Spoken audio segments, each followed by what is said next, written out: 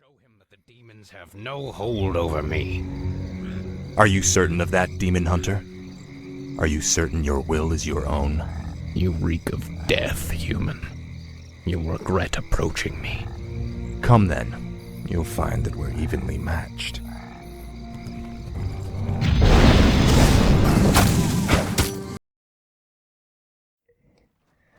Warcraft 2's expansion, Beyond the Dark Portal, released with a campaign just as long as that of the base game, expanding the story and providing new challenges to its players. StarCraft's expansion, Brood War, did even better by adding 2 new units per race on top of a new campaign. After that, at very least, Warcraft 3's expansion would need to match StarCraft's if it wanted any sort of acclaim at all.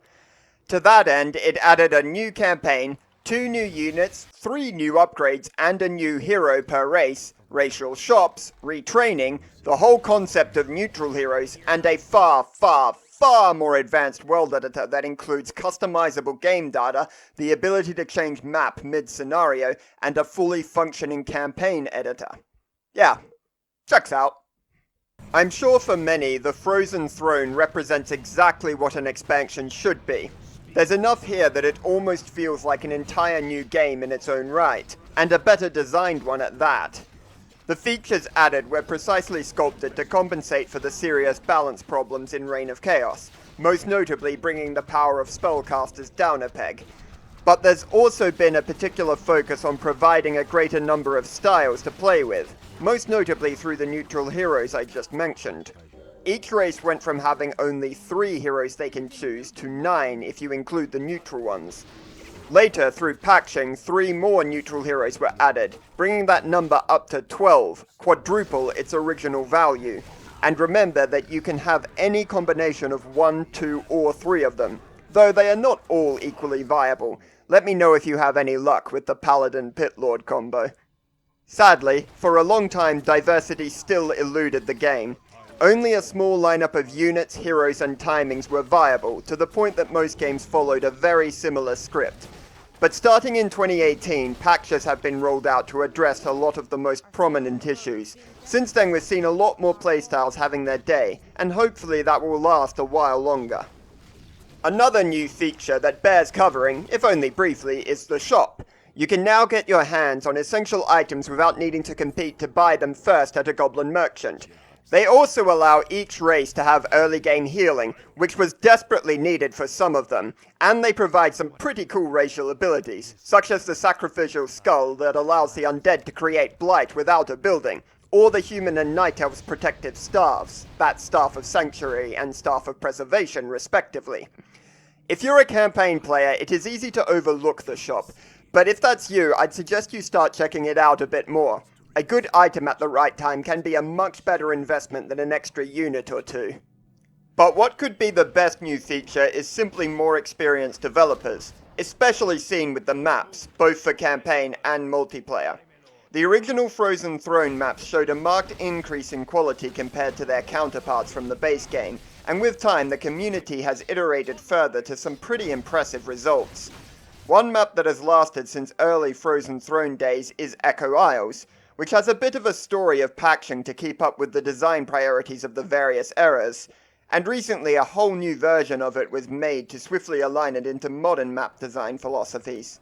The expansion is designed to seamlessly follow the base game.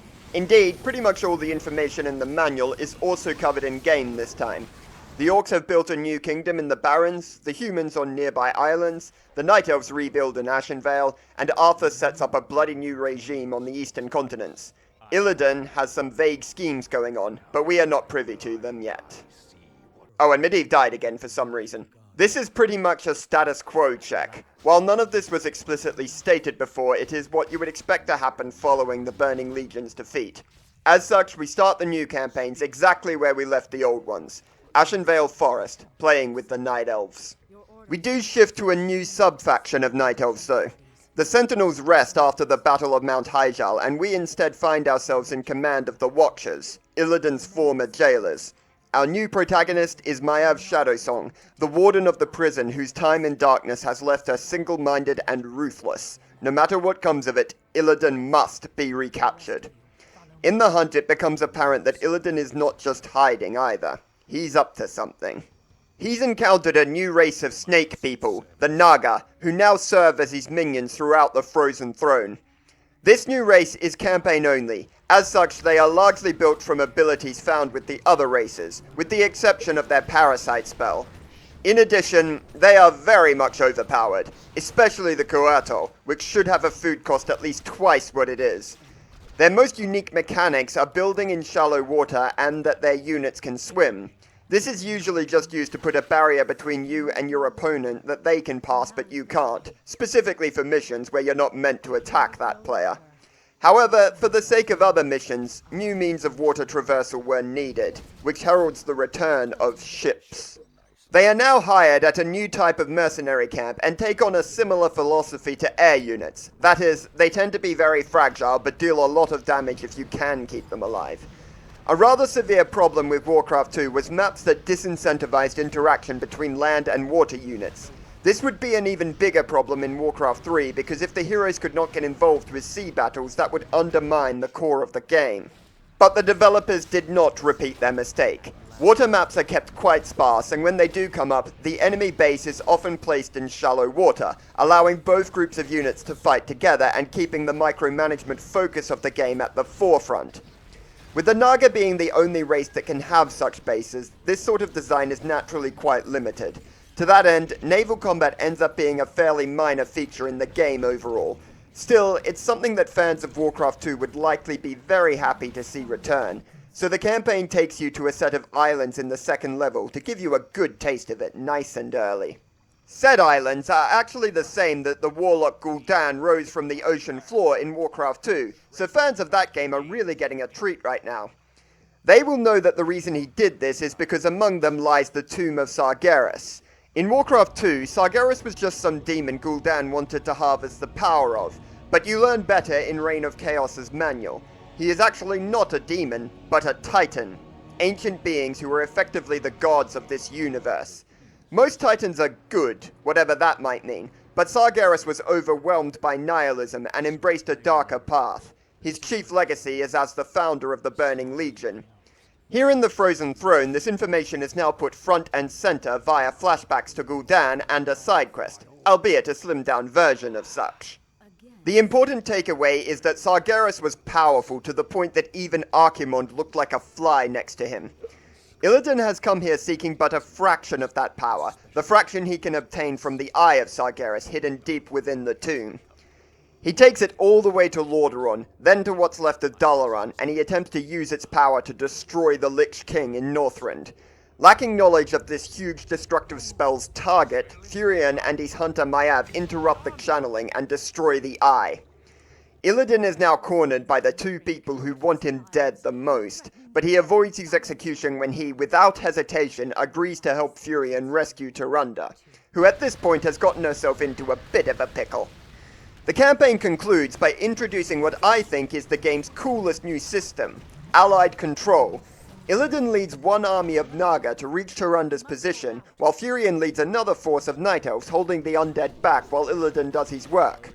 This is different to just managing two bases at the same time though. They both have their own individual supply of resources, including their own food caps and upkeeps. You are effectively managing two completely separate players at once. I like this not just from a novelty perspective, but I also think it's a great way to teach effective multitasking. Better yet, this is not purely a campaign feature. In competitive play, you can choose to share unit control with your allies just like this, and should an ally player leave, it allows you to take control of their army in their absence. But we're not even done praising it there. The map that introduces this system, the Brothers Stormrage, uses it extremely well thematically. Illidan and Furion are still two different players, two players that up to this point have only had hostility for one another. They are separated not just by resources, faction, and base, but are also positioned on opposite sides of the map. Two brothers as far apart as they could be. But with one common ground, their love for Tyrande, who is appropriately positioned right between them geographically. This common love is what we, the player, as the common controller of both armies, represent. We are the manifestation of their mutuality in this mission. This is a 10,000-year-old love triangle now. But a phony one. Tyrande only ever had eyes for Furion. What's great is that that doesn't matter. Illidan doesn't save her because he thinks she will pick him over his brother. He knows better than that. He does it just because he loves her. He expects nothing from Tyrande in return. It is a little unfortunate that her agency is once again stripped away for this setup, but at least it does good work presenting a non-toxic emotional approach to Illidan's unfortunate situation. To those who watched the Reign of Chaos video and enjoyed me ranting about Furion, hopefully there's at least 4 of you, I think someone in the development team agreed with me, because this interaction also serves as a way to force Furion to re-examine his bias about his brother. Except, well, he still comes across as a bit of a shithead. Furion does forgive Illidan his crimes and allow him to leave, and that sounds like the development we needed from him, right? The problem is he still doesn't give his values a rethink. He did not consider the purpose for Illidan's actions, nor why Illidan ended up on this path to begin with. He might actually have recognized that he had been an important factor in that if he had. His forgiveness for Illidan is purely because his brother fell in line, if only briefly, and not because of his own growth. This is why he is still a complete twat. Thankfully, at the end of the Night Elf campaign, he does something more appealing than anything he had done to this point. He fucks off. Furion was the only character in Reign of Chaos that failed, but Frozen Throne's lineup is a bit spottier, and most frustrating among its failures is Maiev. Not because she's rude or annoying or anything like that. It's frustrating because she was so close to being one of the best characters in the game. She behaves in a hostile manner towards almost everyone she meets and has an extremely black and white worldview of virtually everything. A single crime renders someone unworthy of sympathy or trust in her eyes. Eventually, we learn that she does not consider helping people, even in life-threatening situations, to be a worthy use of her time, and that she's more than happy to lie to achieve her goals, and I do mean lies that could get people killed. In summary, she's a really nasty piece of work. That's not bad writing per se, but on its own it feels artificial, as if she's like that because the plot needs her to be, and not for character reasons. It can work for a villain with little screen time, but for Maiev, we're going to need a little more. We're going to need to empathize with her feelings about what Illidan did to her. We know that she spent 10,000 years watching him underground, and in some of her lines she reveals that she felt every bit as imprisoned as he was for that time. If we get a sense of who she used to be beforehand, or maybe if we see a little bit of joy in her life, even if it's just a small taste, then we can contrast that easily with the vicious monster she ended up being. We would replace a character who is just the worst with one who is in balance between vengeance and justice. Each of her bad actions would take her further down the vengeance path, until at last she commits to the lie about Tyrande's death, and we see the completion of her tragedy. Whatever was good about her is now dead, but we don't groan about how obvious it was. We cry for what was lost. And what makes this absolutely painful is they had exactly what they needed for this arc. Maiev's second-in-command, Naisha. Naisha is a completely flat character if you only focus on her during the cutscenes, but if you do the thing where you click on her until she says her "stop poking me" lines, we learn that her views of the world are in stark contrast to Maiev. She's able to find those little moments of beauty and awe and relish them deeply, whether it be the opportunity to exercise or the sight of the stars. Most importantly, she expresses concern for Maiev, realizing the Warden's decaying state of mind and hoping that her friend, or if you were to ask me, girlfriend, can find peace again. This is in 3 lines of dialogue, by the way. It's amazing how likable and memorable they made her with so little text. This might be the most efficient writing in the whole series. If we can establish a 2-way connection between Maiev and Naisha, then we have an easy road straight to our protagonist's heart. Perhaps one of the two could have need of rescuing, and the other could come to their aid, followed by words of concern and reassurance between them. Or in a calmer situation, they could meet and take an immediately casual tone, maybe even crack a shitty joke together. Or at very least, you could just have them say, "Hey, I love you," to each other. That's the worst option, but it's something. I think the best way to do it would be to have Maiev off brooding somewhere and Naisha to come and comfort her, for which Maiev is openly thankful. In all cases, it takes a conversation of 3 or 4 lines to show us the bond. It's not a tall order. Then when Naisha dies in the 3rd level, we'll understand that Maiev's one way out of her current course is crushed alongside her, and crushed by none other than Illidan himself. But there is nothing. Up to this moment, the two never share any words that aren't grounded in practicality. Even their final moment lacks a personal touch. Following this, Maiev doesn't mention Naisha's name at all, and only speaks of the events that killed her once, and even then, it's just to tell the other Watchers what happened. Again, purely practical. The effect is that Maiev doesn't really seem to care about Naisha. A perfect opportunity to demonstrate her softer side, wasted. This tiny detail was the difference between the amazing character we could have had and the underdeveloped one that made it into the game. I think this breakdown makes it clear why she's so frustrating. Lost potential always hurts the most, I find. Once the Night Elf campaign is over, we pick up with the new Human campaign. But twist, it turns out to be an Elf campaign at first, and later an Elf-Naga hybrid. The Night Elf campaign gave us a brief introduction to the Blood Elves towards the end, the remnants of the High Elves that Arthas destroyed in the base game, and it is them that we follow for the central chapters of the story. This new perspective certainly allows us to put the Alliance in a more critical light. We are now viewing them through the eyes of the Trodden, rather than those of royalty, and honestly, the Alliance's arse is not as clean as its face. Unfortunately, it came with a price in terms of gameplay. When you lack the human and dwarven units, the human faction is without dedicated fighting, scouting, or siege options, leaving only your spellcasters remaining. Some additional elven units are added to help with this, and eventually the Naga are meant to take up the slack, but this too has problems. To start with, it does absolutely nothing to prepare you for online play, since you are using completely different tech trees. But I've expressed already in this video series that it might be best to accept that the campaign and multiplayer are just different things. The more serious problem is that the Elves and Naga don't play off each other very well.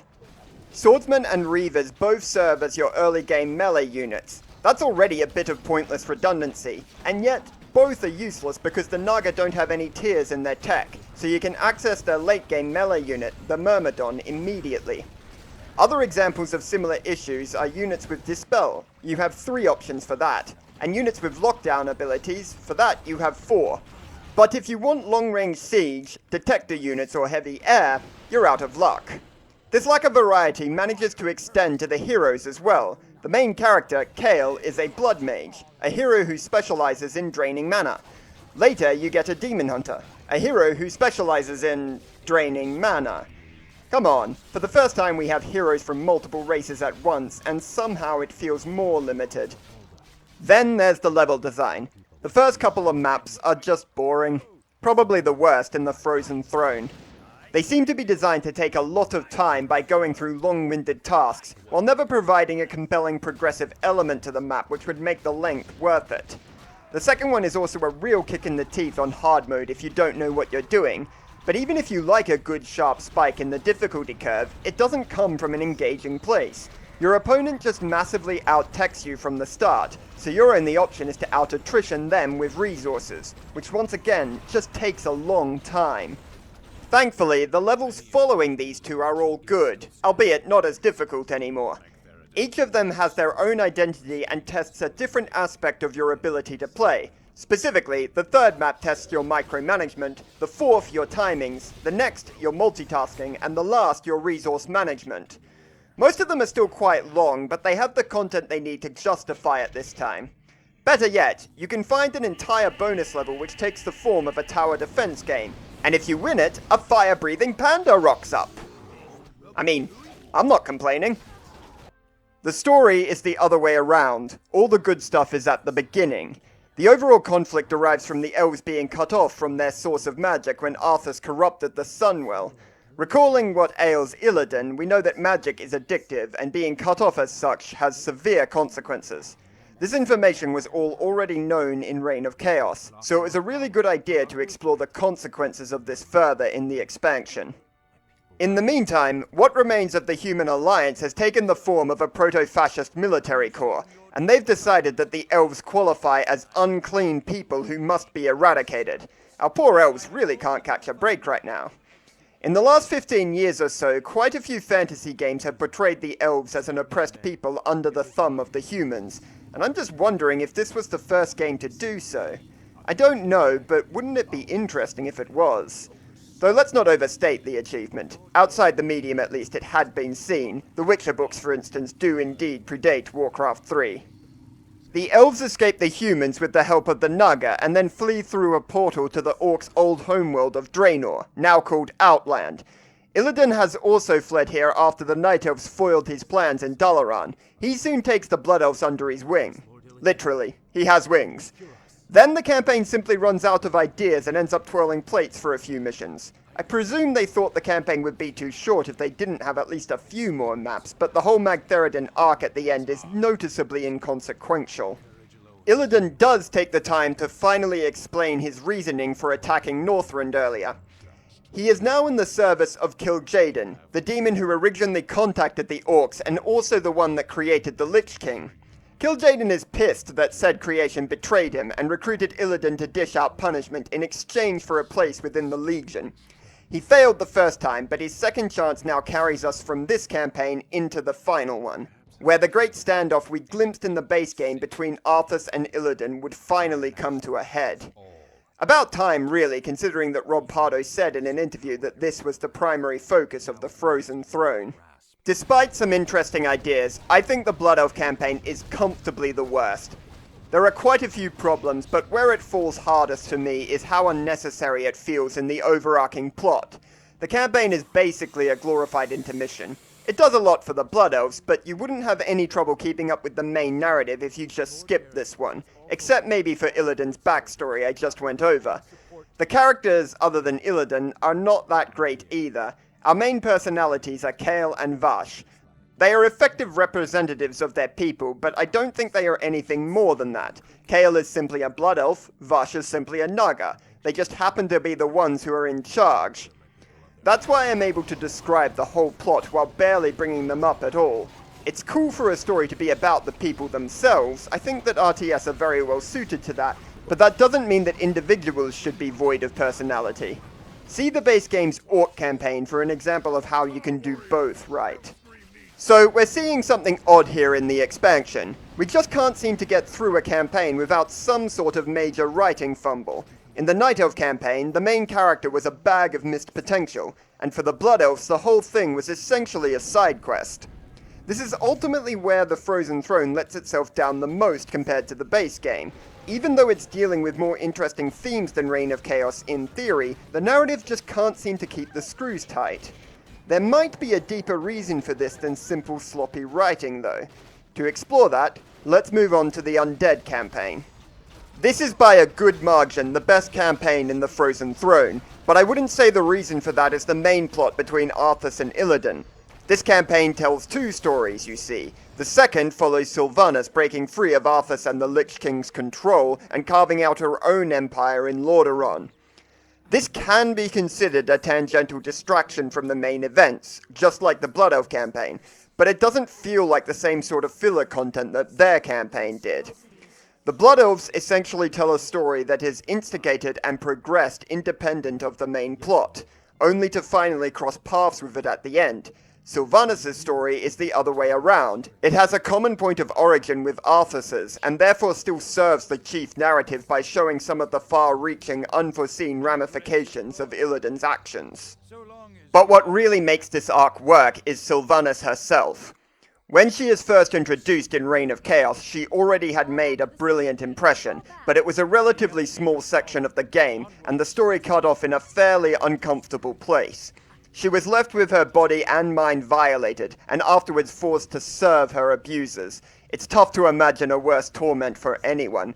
But with Illidan's attacks, the Lich King's hold on her has weakened, and she is finally able to act out some revenge. Soon, she has her moment. With Arthas in her grasp, it is his turn to demand of her to finish it, as she had done once with him, and her turn to ignore this demand and make him squirm, as he had done to her. This moment is deliciously cathartic and feels like a long time coming, but just as Arthas not killing her quickly bites his ass eventually, so too does it for Sylvanas. Kel'Thuzad comes to Arthas' rescue, and tragically Sylvanas is still left without satisfaction. For now, at least. At this moment, Sylvanas' power over the land is still weak, but before long, all her enemies have been brought under heel. She is now the master of the land that was once the human kingdoms, and all from the living to the dead to the otherworldly obey her whims. This is portrayed as a descent into darkness. One of her allies explicitly states so. But I don't agree, because her ruthlessness is never simply selfish. It's always in the service of her freedom from oppression and that of her followers. She's certainly pragmatic, but it's hard to call her a bad person for that. After all, everyone she fights, tricks, and kills to gain power is either a demon or a fascist. And frankly, taking power away from them just doesn't sound very villainous to me. The journey is made stronger still because all three of her missions are absolutely fantastic. Her most loyal troops are the Banshees, who can possess enemy units to fight for your army, a mechanic that leads to some very difficult but very fulfilling scenarios. This campaign often limits access to certain units to force you out of your comfort zone. There's only so far you can do this with Arthas, because the Death Knight is pretty much the whole reason that comfort zone exists for the undead. Without him, however, you are required to have a keener eye on your weaknesses, and to get to know your more specialized strengths to succeed. The possession ability and how much Sylvanas uses it is, however, the one thing that I do find uncomfortable about her actions. It was violation of her bodily agency that caused her the unspeakable suffering that she is now fighting to get away from. You would think that she would be a little less casual about doing the same to others. It's not entirely clear if the possessed unit dies and its mind is replaced with the Banshees, if they are still themselves but their brain is rewired in the process, or if they are now trapped within a body they cannot control anymore, but all are pretty unsettling. Perhaps if the campaign wanted to convince me that she was becoming evil like it proposed, it should have been a bit more critical of this aspect of her tactics. Before any of that though, there's one small thing you'll need to get through. The first level, King Arthas, which I'm happy to call the hardest mission in the whole game. In fact, on hard mode, I might say its difficulty surpasses anything in the entire series, even what Beyond the Dark Portal dishes out.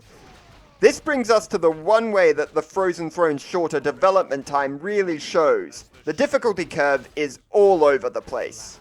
Now, it was never perfect in the base game, but each campaign roughly kept the easier missions at the start and the harder ones towards the end, with the Orc Campaign breaking the mold a little more than the others. The Frozen Throne, if anything, tends to be the other way around. All three campaigns give you their hardest level as one of the first two, while some of the later missions can be...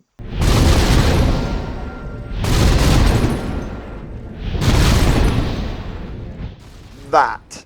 I think a bit more time in playtesting was in order, especially on the higher difficulties. But what they still managed to do was really impressive. King Arthas might be an unforgiving experience, but I liked it. It's a ton of fun, which we may not have got if they had spent their limited time fussing over difficulty. If they had more time, then they could probably have this quality without the erratic challenge. But time is money and, you know. We need more gold! Now, let's get to the actual meat of the campaign with Arthas. We are now at 3 campaigns under his belt as protagonist. And why not? Arthas' character in the human campaign is easily capable of rivaling Sylvanas' in this one. But somehow he is just not as interesting this time around. His actions through the plot are simple obedience to the Lich King's word, and it makes him feel like a... well, not a pawn, but a bishop, I think. A rook at best. Certainly not the king he declared himself at the start of the campaign. No one orders me around. Yes, you do, mate. But when you think about it, Arthas has long been ordered around, despite what he says. Originally by the Dreadlord Tichondrius. However, we knew that Arthas was not going to let that last forever, and eventually he leaked information that resulted in the demon's death. But this time, Arthas is actually loyal to his commander, resulting in a toothless and passive characterization. Beyond that, some of his dialogue is a bit weird, like how, apparently, he cares about the well-being of his soldiers now. Since fucking when? This is the guy who casually watched an old friend die to get a sword. I don't buy that this is some sort of character development either. These moments just come and go without a big deal being made of them, and there's no reinforcement from his actions in the actual story either. Thus all I can say is the writers didn't know who they were meant to be penning that day. Not sure what other explanation there is.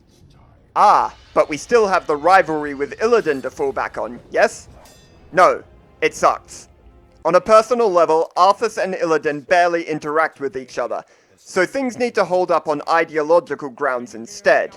For this to work, they need to be fighting for noticeably different states of the world. Not necessarily good versus evil, but different. And they aren't really.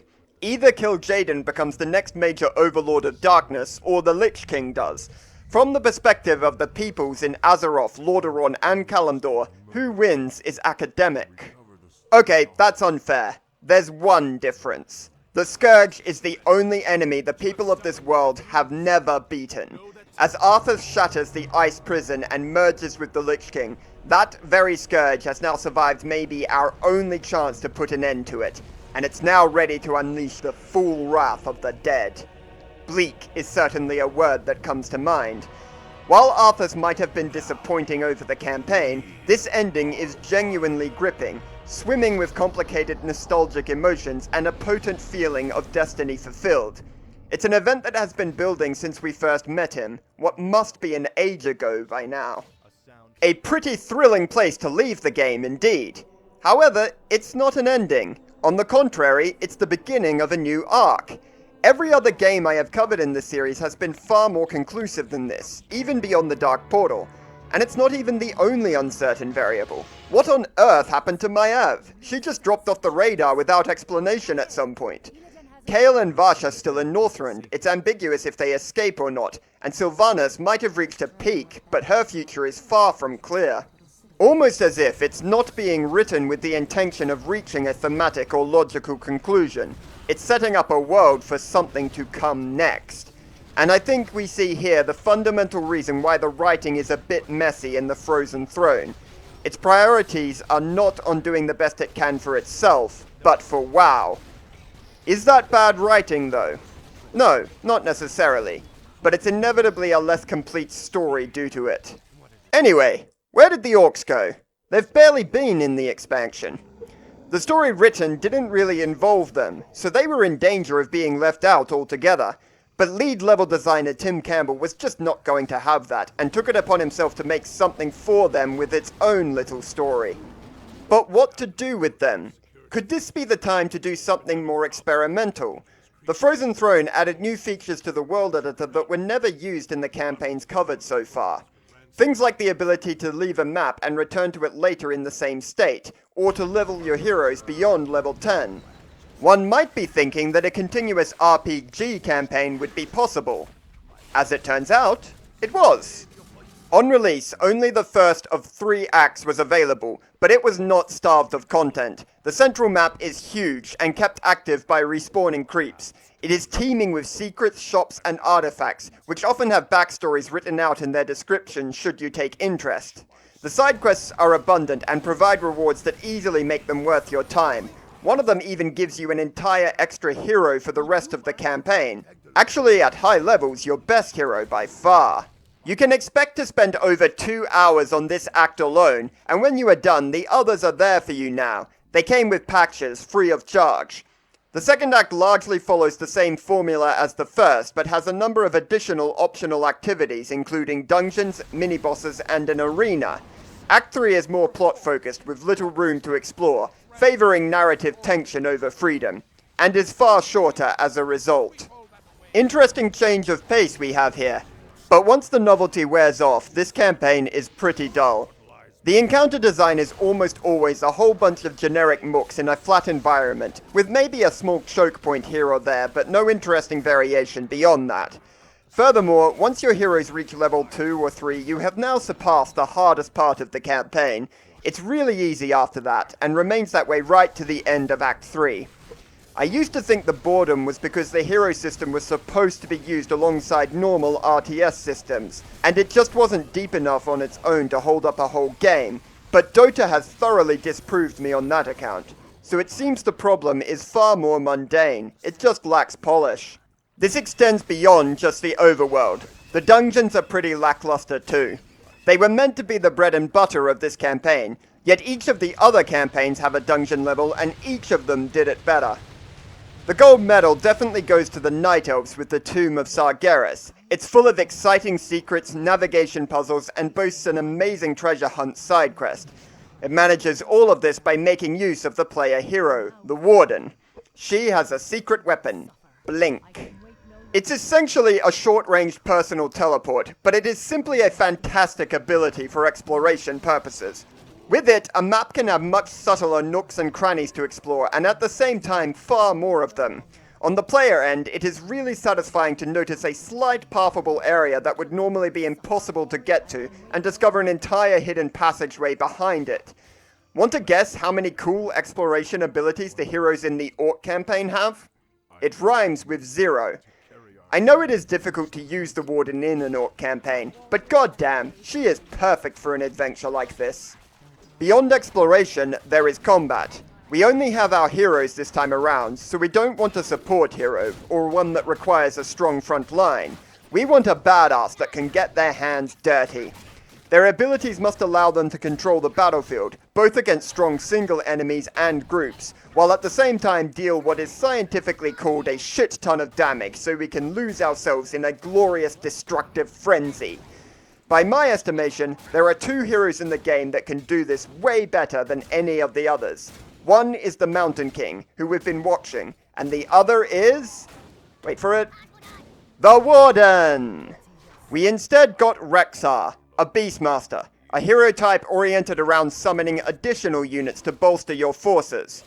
I suppose they thought this was a way of bringing normal units into the campaign in addition to your heroes, but that alone takes away from the power fantasy it could have thrived on. Furthermore, the summoned units themselves are just basic attackers, not particularly interesting. It's not the only time you'll use normal units though. The campaign still adheres to its duty of introducing units added by the expansion. They have small sections where they are temporarily available that are tailored to make best use of whatever abilities they may have. It's actually pretty good to get a feeling of the unit alone, but not how they fit into your larger army. To cover this, there is one part of the campaign where you do the more standard thing of building an army and assaulting a fortified position. This still falls short of the other campaigns due to the lack of any loss condition or resource management. We need those tensions for that little extra kick away from the familiar units and towards the most efficient composition, which hopefully involves the new units. Now, while we're on the topic of new units, allow me to go on a tangent about them more generally. The philosophy is quite clear. Identify something that is causing a race trouble, or something that could provide a new and interesting strategic dimension, and give them a new unit to fill the gap. A key focus was spellcasters, which were by far the strongest unit type in Reign of Chaos. Even with nerfs that made them more vulnerable to piercing and siege damage, they still, in the Frozen Throne, can massively swing the balance of a fight if left unaddressed.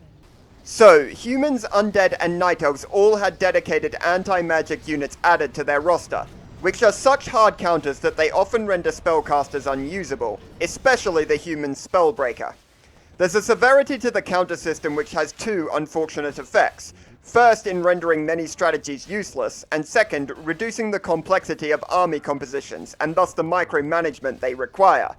Patching has revealed that the best solution is to make these anti-magic units poor fighters in general, so massing them is a bad idea. Instead, the wiser composition involves only a few of them, making it feasible for the other player to quickly kill them and overwhelm with spellcasters. This is the state the Undead Destroyer has found itself in, and it's good, but sadly, Fairy Dragons and Spellbreakers are still being massed in certain matchups. The other new units introduced were not all great either. Once again, the solutions they came up with to address weaknesses are often extreme.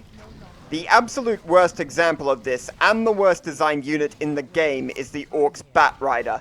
This is an air unit that combines high burst anti-air damage and the ability to drop buildings really fast. So they can easily kill any air-based army, and they don't have to engage a ground army at all, they can just destroy the base behind them. Once a mass of them is established, your opponent is forced to wait at home where they will slowly be starved out of resources. If they try to split their army, then a hero can go to town on whichever group is weaker. Orc heroes are good at that. This is not an Imber strategy. It can be beaten by exploiting the time it takes to build up.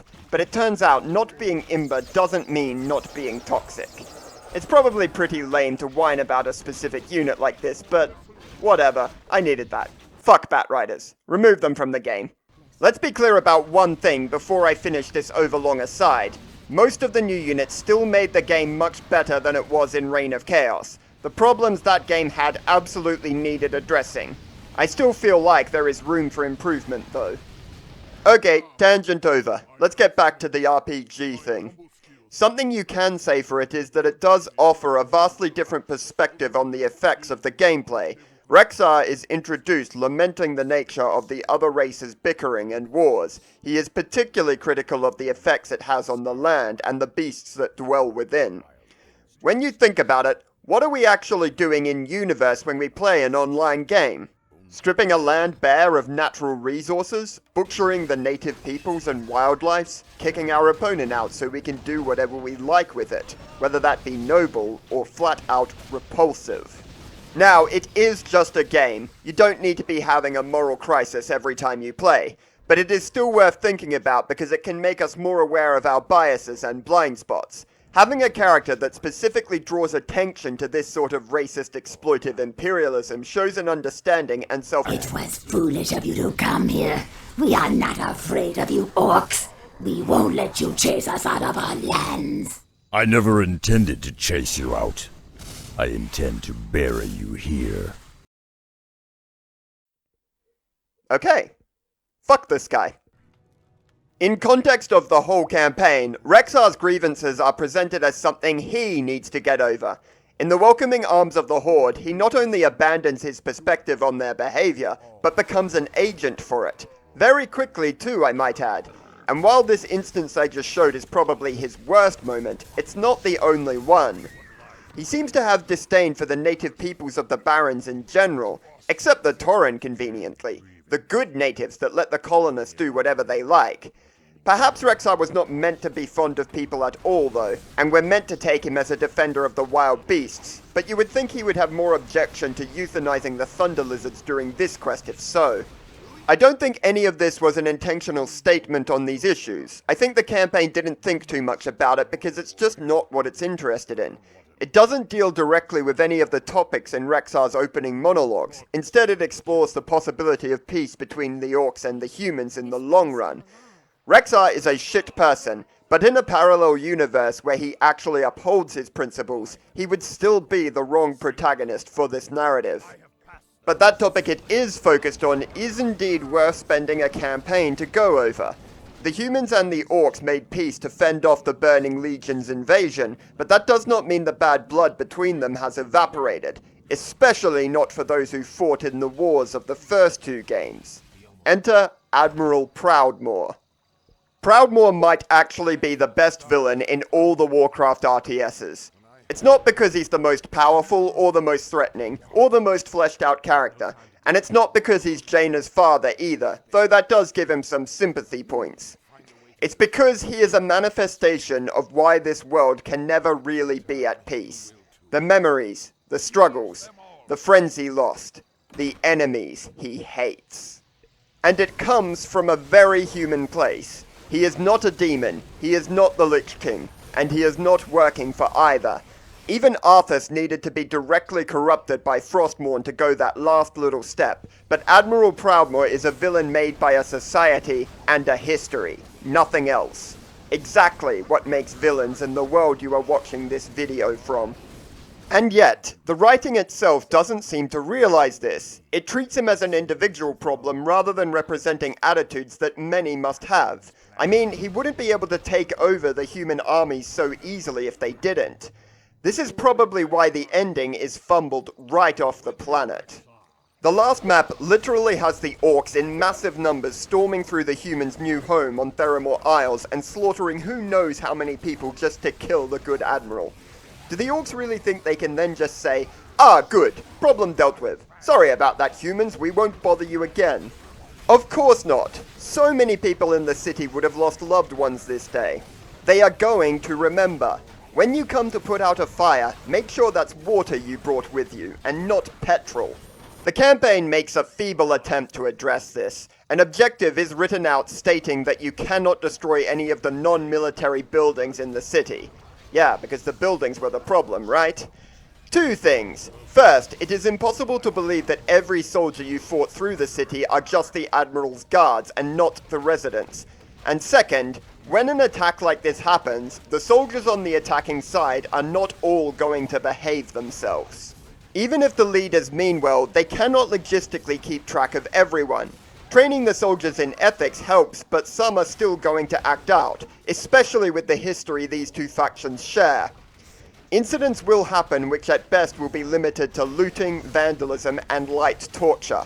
That's if we're being naively optimistic. There really is no way around it. This event is incredibly bad for Orc and human relations, and putting Jaina, who is more sympathetic to the Orcs, back in charge of Theramore Isles is not going to quell the overall population. Societies just aren't that easy. Thrall is not meant to be stupid. He should have known better than this. World of Warcraft would go on to put the humans and orcs at each other's throats again. I don't know if it uses this event to justify that, but it would be appropriate if so. Regardless, the presentation at the ending here doesn't point that direction. Killing the Admiral was all that was needed, and without him, all is well. Good luck with that, fellas. Personally, this is the only campaign I tend to skip when replaying Warcraft 3. I think it doesn't hold up very well on balance. But I've met people who swear by it as the best one, their reasoning being that they think the hero system was brought to its full potential without the need to manage an army or economy. They aren't against RTS in general either, but they argue that mixing it with an RPG system was a mistake. I thoroughly disagree. I think the two work together a treat, but I can understand where they are coming from. The smaller armies just aren't as epic as those in other games, and the hero leveling system can create a snowball effect that sometimes makes for very frustrating play. More specific to this campaign, I do get the appeal of focusing on the growth of your heroes and item hunting, and there is something endlessly satisfying about landing a 1000 point critical hit. I'm also glad for the inclusion of Admiral Proudmoore and the ideas his character makes us address. And finally, I'm delighted that a designer's passion project made it into the game like this. He deserves that given the sheer effort he put into it all, even if it didn't land for me in the end. The Frozen Throne was an excellent expansion, adding to the long legacy of Warcraft games achieving over their expectations.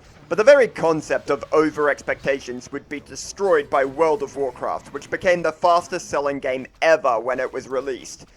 The RTS games completely fell into the background after that, and for many years they waned in popularity. But around 2015, players started picking up Warcraft 3 again. It seemed that the market for Warcraft as an RTS was coming back. Blizzard had changed too by this point though. So instead of creating a new passionate entry in the series to meet this demand, they rubbed their hands together and said, "Oh goody, time to milk this shit."